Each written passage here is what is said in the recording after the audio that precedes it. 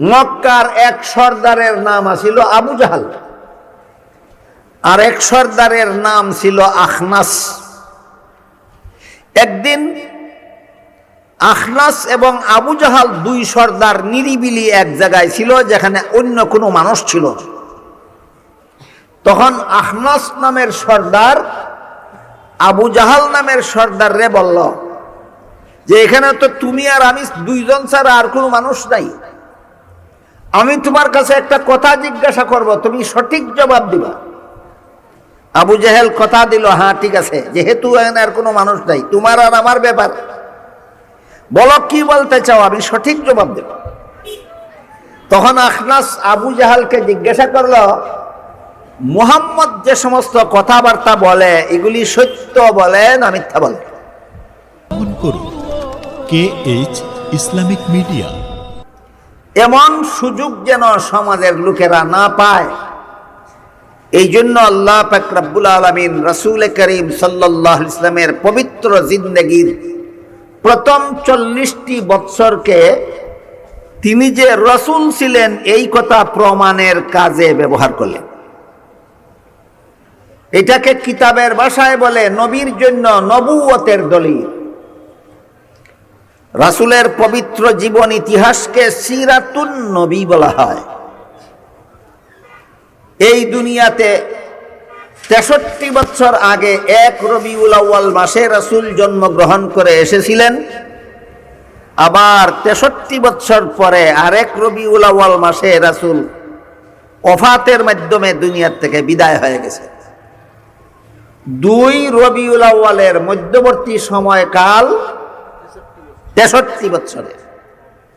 এই 63 বছরের পবিত্র জিন্দেগিকেই কিতাবের ভাষায় সিরাতুন নবী বলা হয়। বুঝে থাকতে বলুন তো, কার জীবন ইতিহাসের নাম সিরাতুন নবী? আমাদের নবী মুহাম্মদুর রাসূলুল্লাহ সাল্লাল্লাহু আলাইহি ওয়াসাল্লামের জীবন ইতিহাসের নাম সিরাতুন নবী। তার জীবন ইতিহাস কতদিনের? 63 বছরের। এই 63 বছরের জীবন ইতিহাসের প্রধান 3টা অধ্যায় আছে। প্রথম অধ্যায় 40 বছরের, দ্বিতীয় অধ্যায় 13 বছরের, তৃতীয় অধ্যায় 10 বছরের। 40 আর 13 53 আর 10 63। আমার কথা বুঝে থাকলে একটু দয়া করে বলেন, সিরাতুন নবীর অংশ কটা? প্রথম অংশ কত দিনের? দ্বিতীয় অংশ কত দিনের? তৃতীয় অংশ কত দিনের? 10 বছর। 3টা অংশের 3টা নামও আছে, 3টা অংশের 3টা বৈশিষ্ট্যও আছে। প্রথম অংশ 40 বছরের, এই অংশের নাম হইল কাবলান নবুয়ত, নবী হওয়ার পূর্ববর্তী জীবন। 40 বছরের জীবন ইতিহাসটার নাম কি? নবী হওয়ার পূর্ববর্তী জীবন। এই কথা বললে আবার অনেকে প্রশ্ন উঠায়, বলে হাদিস শরীফে আল্লাহর রাসূল বলেছেন, আদমের জন্ম হওয়ার আগের থেকেই আল্লাহ আমাকে নবী সাব্যস্ত করে রেখেছেন। তাহলে নবী হওয়ার আগে কোনটা? আবার এই রকম প্রশ্ন যাদের আসে তাদের জানা থাকা দরকার। প্রথম কথা, যেই হাদিসটা বলা হয় যে আদমের শরীরের খামির তৈরি করার আগেই আল্লাহ আমাকে নবুয়ত দান করেছেন, এই হাদিসটা সহিহ নয়। প্রথম কথা হইল হাদিসটা সহিহ নয়। 2 নম্বর কথা হইল, একটু সময়ের জন্য যদি হাদিসটা আমরা গ্রহণও করি, হাদিসের অর্থ এইটা না যে নবুয়ত দান কইরা দিছেন। হাদিসের অর্থ হইল নবী যে বানাবেন এটা আল্লাহ সিদ্ধান্ত নিছেন। জন্মের 40 বছর পর এই সম্পদ আল্লাহর পক্ষ থেকে রাসূলকে দান করা হয়েছে, বরাদ্দ করা হয়েছে আদমের জন্মের আগেই।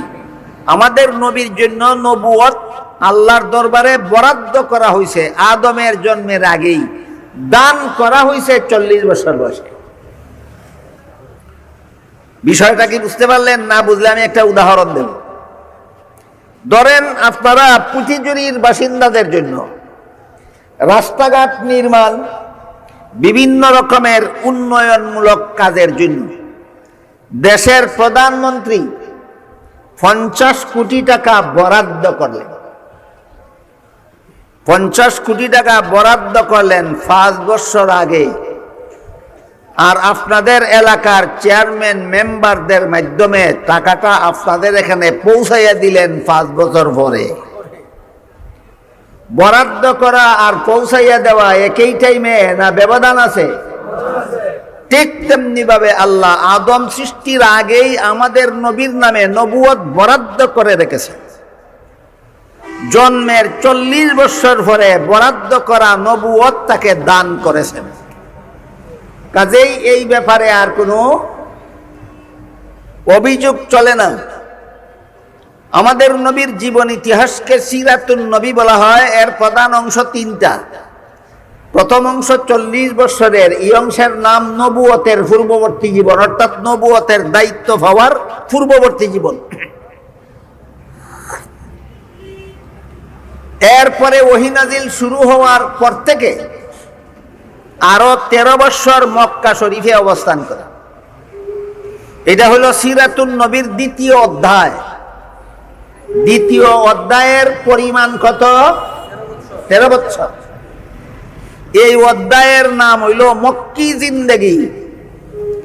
সিরাতুন নবীর 2য় অধ্যায়ের নাম মক্কি জিন্দেগি। আগের 40 আর পরের 13, 53 বছর বয়সে রাসূল হিজরত করে মদিনা শরীফ গেলেন। ওইখানে গিয়ে আরো 10 বছর বসবাস করলেন। এটা হইল সিরাতুন নবীর 3য় অধ্যায়। এই অধ্যায়ের নাম হইল মাদানী জিন্দেগি। প্রথম অধ্যায় 40 বছরের, নাম নবুয়তের পূর্ববর্তী জীবন। 2য় অধ্যায় 13 বছরের, নাম মক্কি জীবন। 3য় অধ্যায় 10 বছরের, নাম মাদানী জীবন। কথাগুলি মনে রাখলে মূল বিষয়টা বোঝা সহজ হবে। মূল বিষয়ের আলোকে আমরা আয়াতের শানে নুজুল বোঝা সহজ হবে। সিরাতুন নবীর প্রথম অধ্যায় 40 বছরের জিন্দেগিতে আল্লাহর পক্ষ থেকে নবীর কাছে কোনো ওহী আসে না, নির্দেশ আসে না, আদেশ নিষেধ কিছুই আসে না।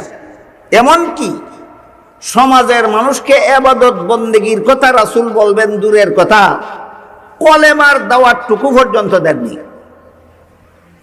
ইয়া আইয়ুহান নাস কুলু লা ইলাহা ইল্লাল্লাহ, হে মানুষেরা লা ইলাহা ইল্লাল্লাহ স্বীকার করো, এই নির্দেশটুকু আল্লাহ 40 বছর পর্যন্ত দেননি। 40 বছর পূর্ণ হওয়ার পরে আল্লাহ নবীর কাছে ওহী নাজিল শুরু করেছেন। লা ইলাহা ইল্লাল্লাহর দাওয়াত দেওয়ার হুকুম দিয়েছেন। নামাজের দাওয়াত, রোজার দাওয়াত, ইবাদতের দাওয়াত, বন্দেগীর দাওয়াত, হারাম কাজ ছেড়ে দেওয়ার দাওয়াত, এইগুলি দেওয়ার হুকুম দিয়েছেন আল্লাহ 40 বছরের ভিতরে না 40 বছর পরে? 40 বছর। যেহেতু 40 বছরের ভিতরে নবী কোনো ভালো কাজ করার হুকুম করছেন না, নবী কোনো খারাপ কাজ ছাড়ার হুকুম করছেন না। কাজেই এই সময়টার মধ্যে নবীরে মানা বড় সহজ ব্যাপার ছিল। যে সময় নবী কোনো কাজ করতে বলেন না, কোনো কাজ ছাড়তে বলেন না, তখন নবী মানা কঠিন না খুব সহজ? খুব সহজ। তাই দীর্ঘ 40 বছর পর্যন্ত মক্কার সমস্ত মূর্তি পূজারীরা এক বাক্যে আমাদের নবীর ভক্ত ছিল, সম্মান করত, মর্যাদা দিত, তাজিম করত। এমনকি এই সমস্ত মূর্তি পূজারীরা সম্মিলিতভাবে আমাদের নবীকে 40 বছরের ভিতরে উপাধি দিয়েছিল আল আমিন। আবু জাহাল আমাদের নবীকে আল আমিন উপাধিতে ডাকত।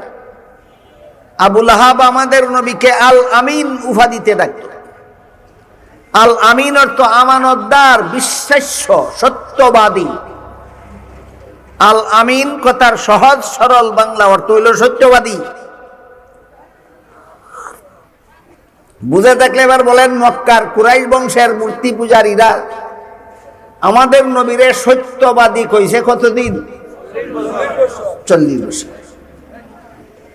এরপরে 40 বছর পার হওয়ার পরে যখন নবীর কাছে কোরআন নাজিল শুরু হইল, তখন নবী কলেমার দাওয়াত দেওয়া শুরু করলেন। তখন থেকে নবী বলতে লাগলেন, আল্লাহ একজন মানতে হবে, আল্লাহ লা শরীক মানতে হবে, আল্লাহর সাথে কাউকে শরীকদার সাব্যস্ত করা যাবে না, রাসূলকে রাসূল বিশ্বাস করতে হবে, আল্লাহ যে সমস্ত কাজের হুকুম করেন এগুলি ইবাদত, এগুলি পালন করতে হবে, রাসূল যে ইবাদতের যে নিয়ম পদ্ধতি শিক্ষা দেন সেই ইবাদত সেই নিয়ম পদ্ধতি মতে করতে হবে। এখনো নবী মানা সহজ রইল না কঠিন হয়ে গেল? এখন থেকে মক্কার মূর্তি পূজারীরা আবু জাহাল, আবু লাহাব এবং তাদের দল বলের লোকেরা নবীর দুশমনে পরিণত।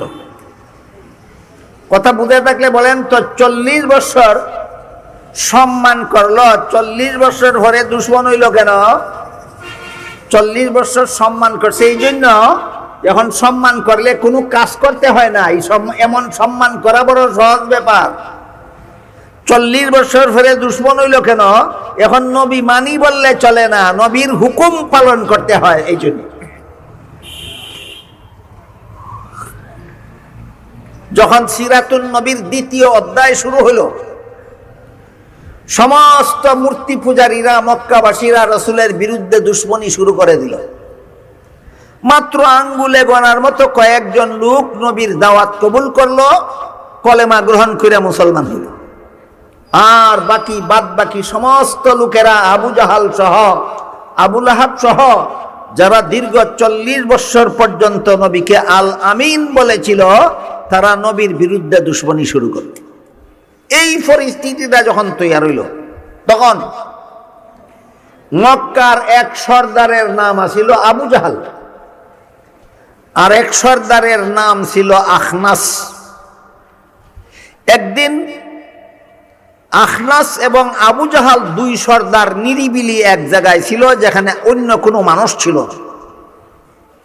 তখন আখনাস নামের সর্দার আবু জাহাল নামের সর্দার রে বলল যে, এখানে তো তুমি আর আমি 2 জন ছাড়া আর কোনো মানুষ নাই, আমি তোমার কাছে একটা কথা জিজ্ঞাসা করব, তুমি সঠিক জবাব দিবা।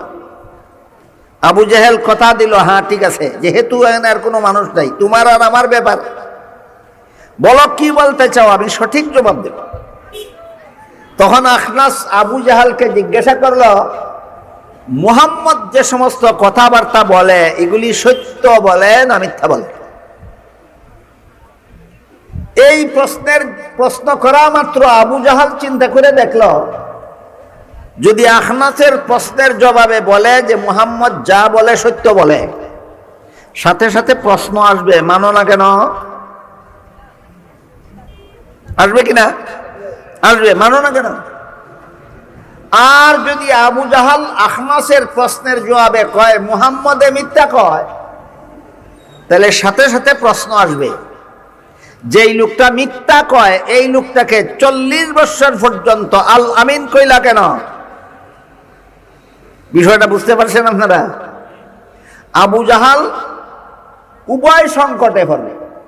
এমন প্রশ্ন করে বসল আখনাস, যদি ইতিবাচক জবাব দেয় তবুও বেকায়দায় পড়ে, যদি নেতিবাচক জবাব দেয় তবুও বেকায়দায় পড়ে। যদি বলে মুহাম্মদ সত্য কয় তাইলে বেকায়দায় পড়ে, মানুষ না কেন? আর যদি বলে মুহাম্মদে মিথ্যা কয় তাইলে বেকায়দা কি? প্রশ্ন আসবে, যেই লোকটা মিথ্যা কয় এই লোকটারে 40 বছর পর্যন্ত আল আমিন বলছিলে কেন?